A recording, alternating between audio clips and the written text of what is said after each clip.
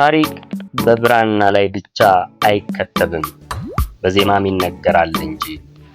በኢትዮጵያ የሙዚቃ ታሪክ ውስጥ እንደ ቴዎድሮስ ካሳሁን ወይም ቴዲ አፍሮ የታሪክን አቧራ አራግፎ በሕዝብ ልብ ውስጥ የታሪክ ፍቅርን የዘራ ድምፃዊ ማግኘት አዳጋች ነው። ነገ በሚለቀቀውና በሚሊዮኖች በሚጠበቀው ኢትዮሪካ አዲሱ አልበሙ ቴዲ አፍሮ ምን አይነት የታሪክ እንቆቅልሽ ይዞልን መጣ? ኢትዮሪካ የሚለው ቃልስ በውስጡ ምን ሚስጥር ደብቆ ይዟል? ዛሬ በአድማስ ሂስትሪ ሌንስ የጥበብ ንጉሱን አዲስ ስራ በታሪክ መነጽር በጥልቀት እንመረምራለን።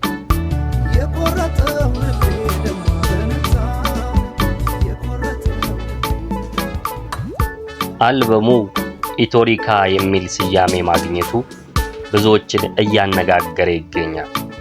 ከታማኝ መረጃ ምንጮች እንደተገነዘብነው ይህ ቃል ቴዲ አፍሮ ራሱ የቀረጸው ጥልቅ ትርጉም ያለው ቃል ነው። ኢቶ ከኢትዮጵያ ቀጥተኛ ተውላጠ ስም የተወሰደ ሲሆን ሪካ ደግሞ በላቲን ቋንቋ ታሪክ ወይም ድንቅ መዝገብ ከሚለው ሂስቶሪካ የተገኘ ነው። ስለዚህ ኢትዮሪካ ማለት ኢትዮጵያዊ የታሪክ ሐውልት ወይም የዜማ ድርሳን ማለት ነው።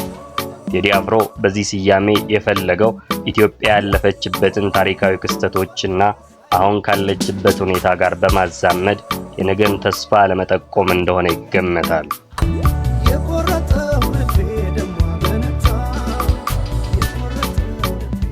ቴዲ አፍሮን ከሌሎች አርቲስቶች የሚለየው ታሪክን ዘመን ተሻጋሪ በሆነ ጥበብ የማቅረብ ብቃት ነው። ጥቁር ሰው በሚለው አልበሙ የአድዋን ድልና የአፄ ምኒልክን ገድል በወጣቱ ልብ ውስጥ ዳግም እንዲነግስ አድርጓል። አቦጊዳና ኢትዮጵያ በተሰኙ ስራዎቹም የጥንቱን ስልጣኔያችንንና የሉዓላዊነታችን ምልክቶች በዜማ እንቆርቁሯል። አሁን ኢትዮሪካ ሲመጣ ትኩረቱን በየትኛው የታሪክ ምዕራፍ ላይ ያደርግ ይሆን? እንደ ሙዚቃ አድማጭ ግምት አልበሙ የጥንታዊቷን ኢትዮጵያ ስልጣኔ እና የሉዓላዊነትን የጽናት ሚስጥሮች የሚዳስሱ ጥልቅ መልእክቶችን እንደያዘ ይጠበቃል።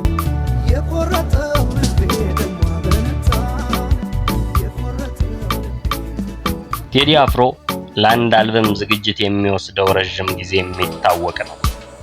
ኢትዮሪካም ለዓመታት በጥናትና በከፍተኛ ዲስፕሊን የተዘጋጀ ስራ ነው።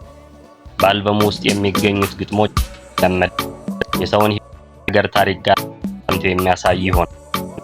ቴዲ የታሪክ መዝገብ ቤት በማድረግ ረገድ ያለው ተሰጥኦ በዚህም አልበም ላይ ደምቆ እንደሚታይ ምንም ጥርጥር የለውም።